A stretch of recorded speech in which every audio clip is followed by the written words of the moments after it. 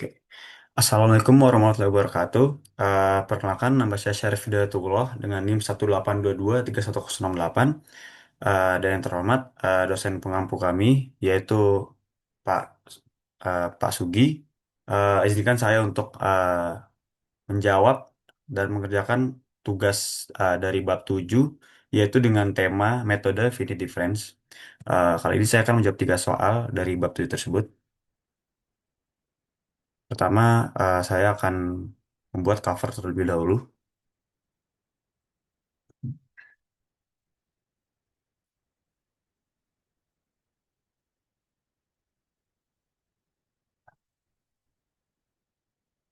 Hmm,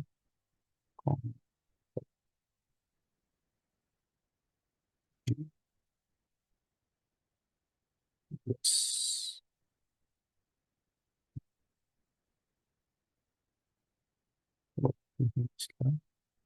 Dengan metode finite difference.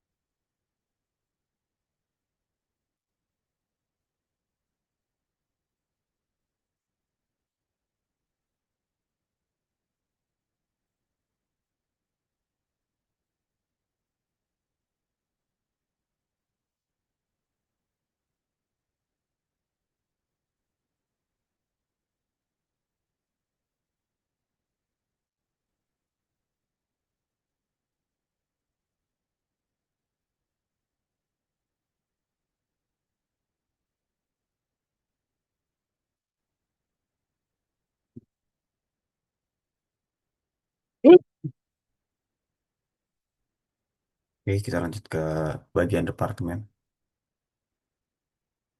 Departemen Fisika, Fakultas Sains dan Teknologi.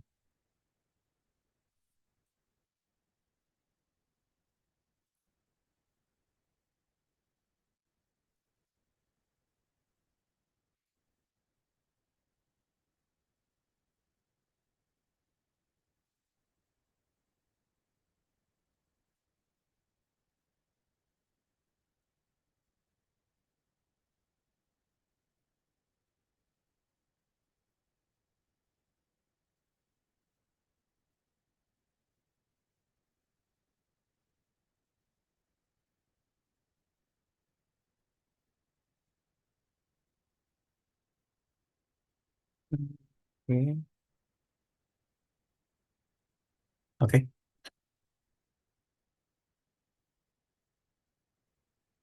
Kita lanjut ke bagian soalnya. Yang pertama di sini soalnya itu mengapa dikretasi diperlukan dalam pemodelan numerik.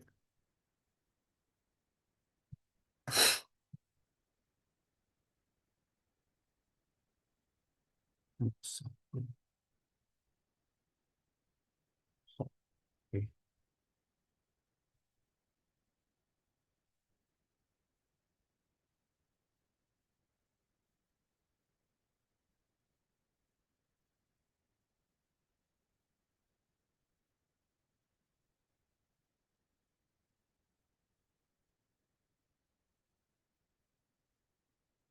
Mengapa? Mengapa dis, diskretisasi diperlukan dalam pemodelan numerik?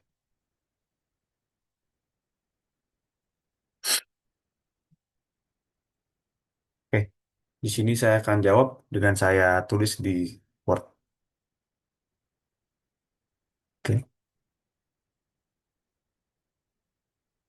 Uh,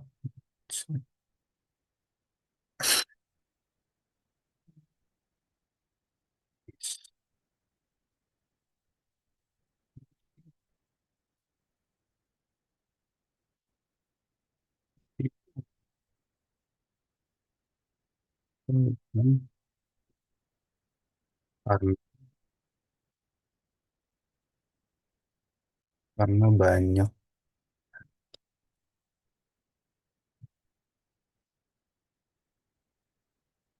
fisika.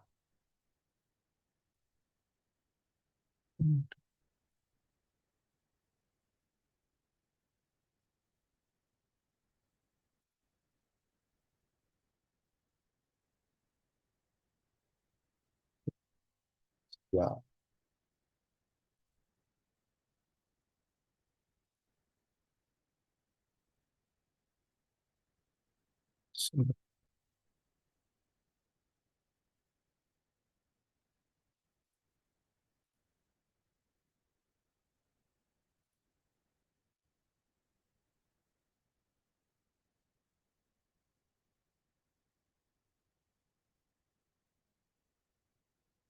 oke.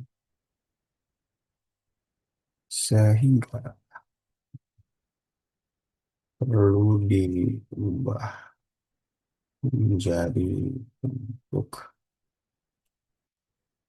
jadi secara membuat. Oke, yang pertama, saya menulis dikreasi itu diperlukan karena banyak persamaan fisika berbentuk persamaan diferensial kontinu yang tidak dapat diselesaikan secara analitik untuk kondisi tertentu, sehingga perlu diubah menjadi bentuk yang bisa dihitung secara numerik.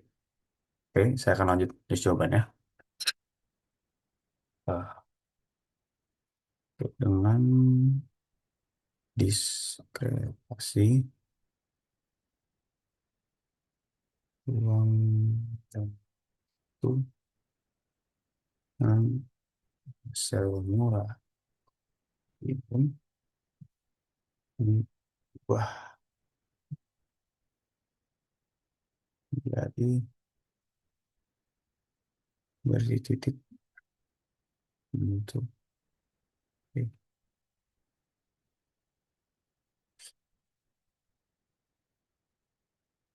Sehingga turunan eh,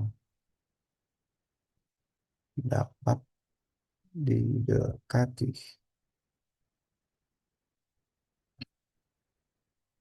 didekati menggunakan beda menggunakan beda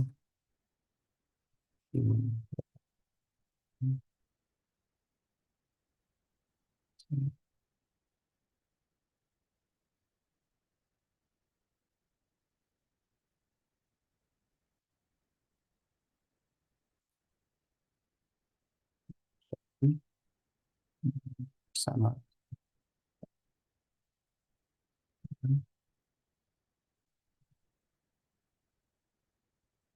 Oke.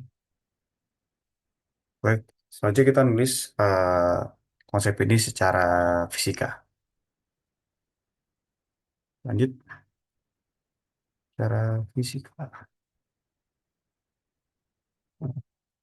Juga kita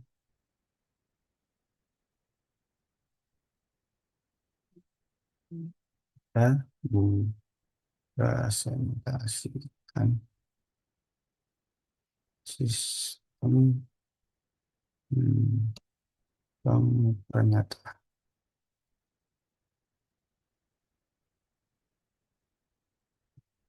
hingga solusi dapat di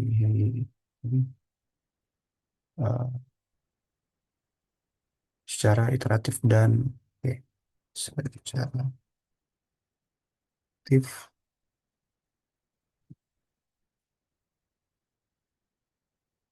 betul.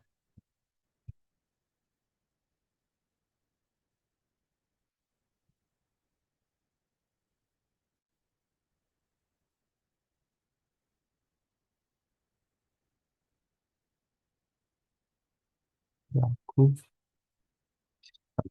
sedih. Oke.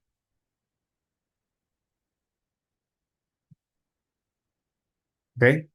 Untuk jawaban nomor satu ini sudah selesai saya jawab.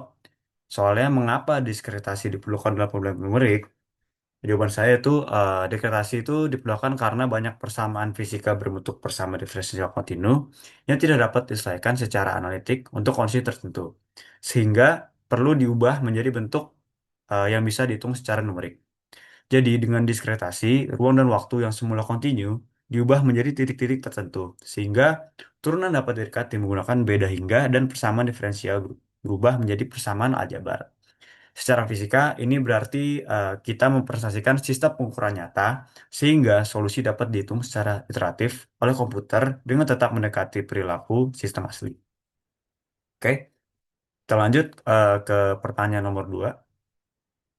Oke,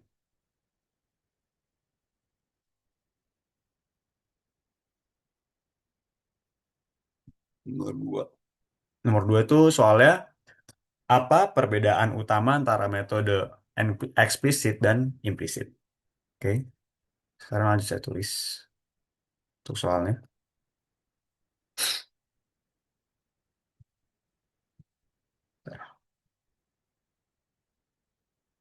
Lanjut. Eh,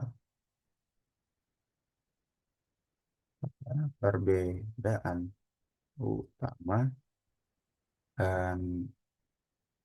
antara the exit dan implicit. Oke, di sini langsung saya jawab saja untuk pertanyaan nomor 2. Oke,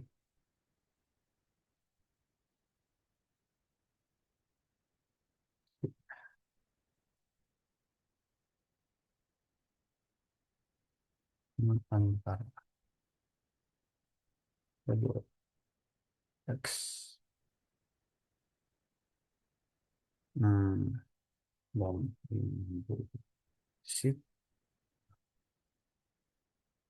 pada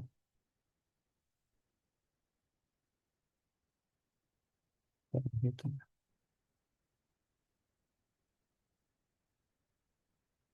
Saya menghitung.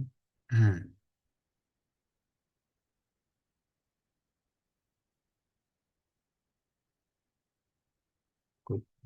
Oke, betul betul. Ada X, implicit.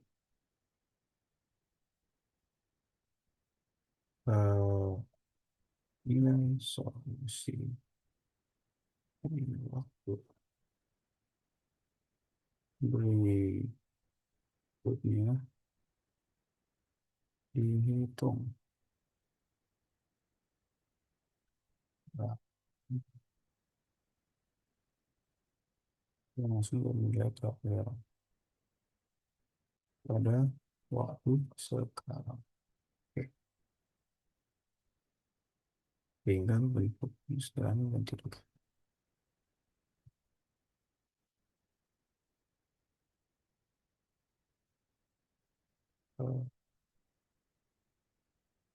Tidak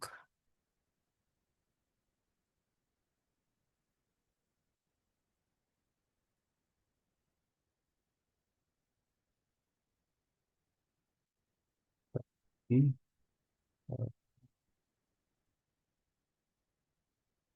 di keterbatasan stabilitas.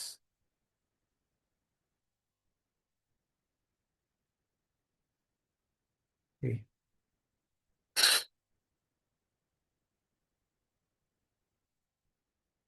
oke. Untuk jawaban awal saya, untuk nomor 2 itu perbedaan utama antara metode eksplisit dan implisit terletak pada cara menghitung nilai pada waktu berikutnya.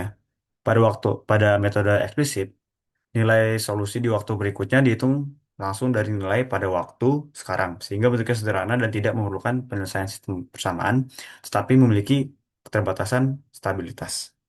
Oke, saya akan lanjut menjawab.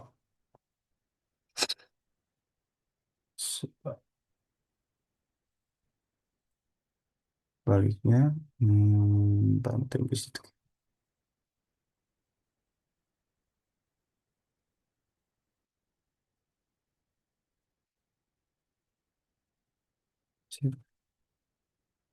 Nilai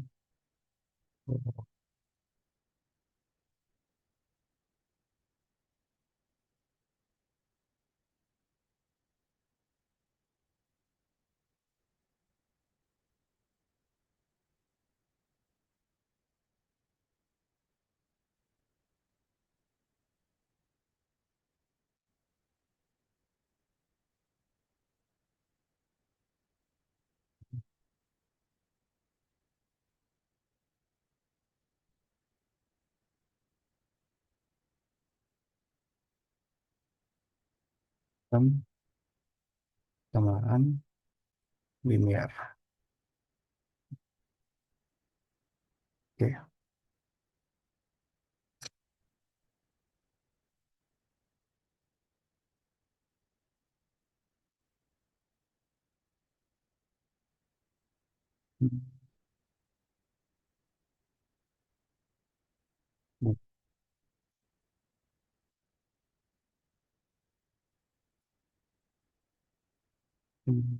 Ekspektasi.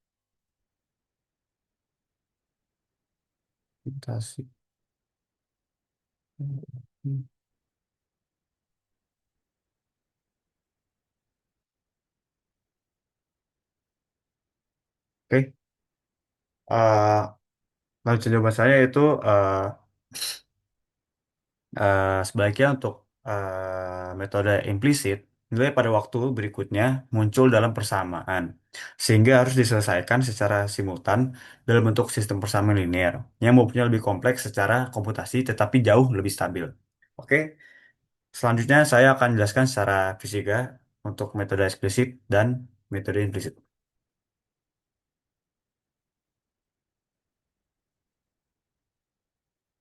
Fisika,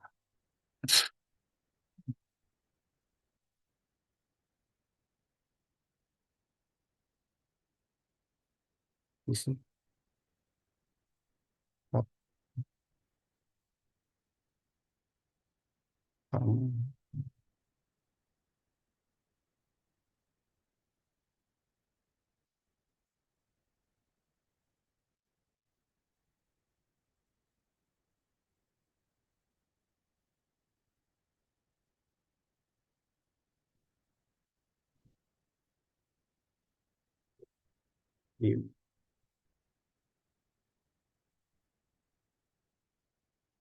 Implisit mempertimbangkan keterkaitan global dan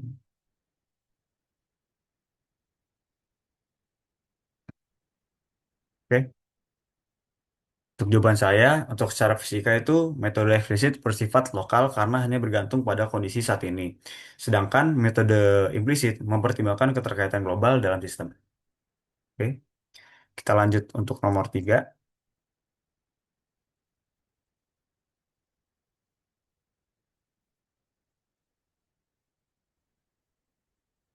Nomor tiga itu soalnya mengapa stabilitas numerik sangat penting dalam simulasi fisika.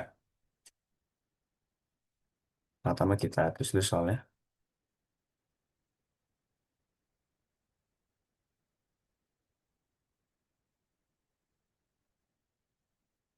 Mengapa stabilitas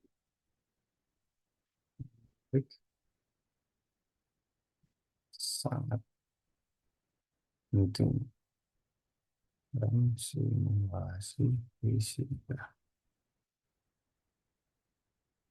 Oke, langsung saja saya jawab untuk soal nomor tiga. Oke. Eh, Stabilitas sangat penting.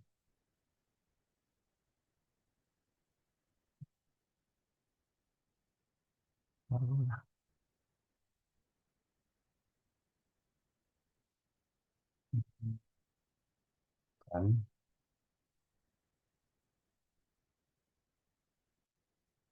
apa solusi dihasilkan tetap berpengaruh secara fisikal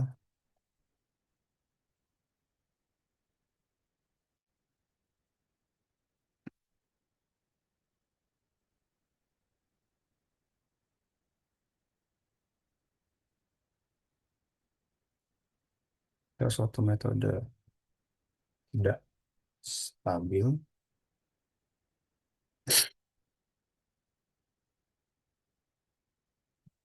ya, maka eh, error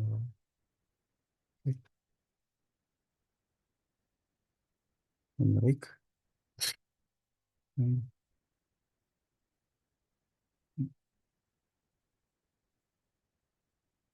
tambah secara eksponensial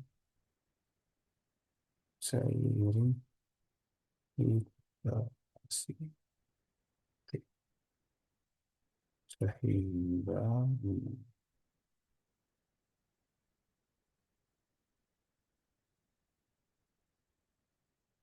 hingga menghasilkan solusi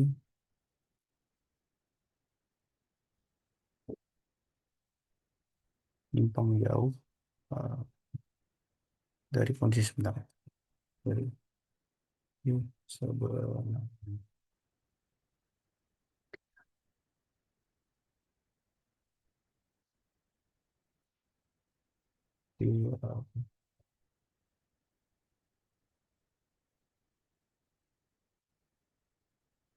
Nah, di tidak diisi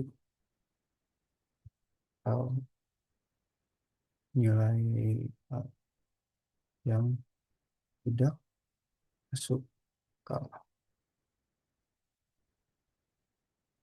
dalam konteks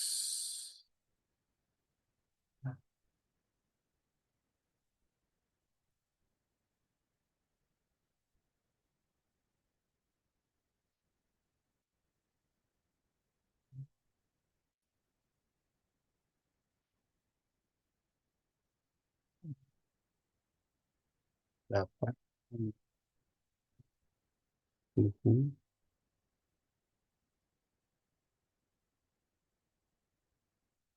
uh,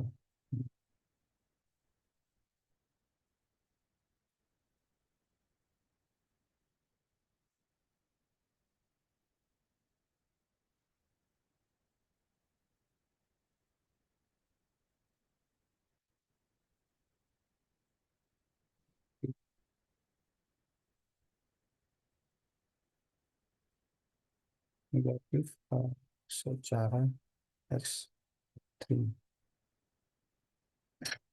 Jadi,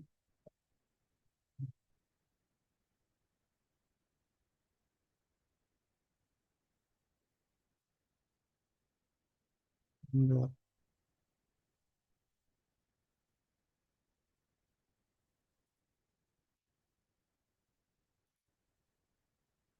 itu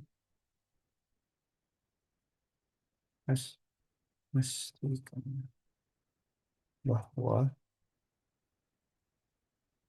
bahwa hasil simulasi dapat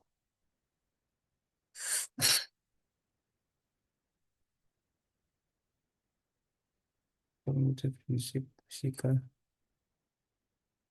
yang dapat baik lalu sebagai re- sebagai representasi sistem nyata nyata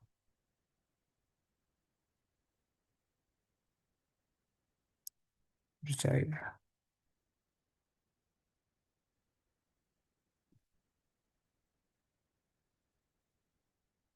Oke, untuk jawaban nomor tiga, langsung saya jawab lengkap. Jawaban saya itu stabilitas numerik sangat penting dikarenakan menentukan apakah solusi yang dihasilkan tetap bermakna secara fisika atau tidak. Jadi, jika suatu metode tidak stabil, maka error numerik akan bertambah secara eksponensial seiring iterasi, sehingga menghasilkan solusi yang menyimpang jauh dari kondisi sebenarnya, seperti munculnya oscillasi tidak fisik atau nilai yang tidak masuk akal. Dalam konteks diffusi panas, ketidakstabilan dapat menyebabkan suhu menjadi sangat besar atau bahkan negatif secara ekstrim, yang jelas melanggar hukum fisika. Oleh karena itu, stabilitas memastikan bahwa hasil simulasi tetap mengikuti prinsip fisika yang benar dan dapat dipercaya sebagai representasi sistem nyata. Oke, baik. Sekian dari jawaban saya. Kurang lebihnya mohon maaf. Wassalamualaikum warahmatullahi wabarakatuh.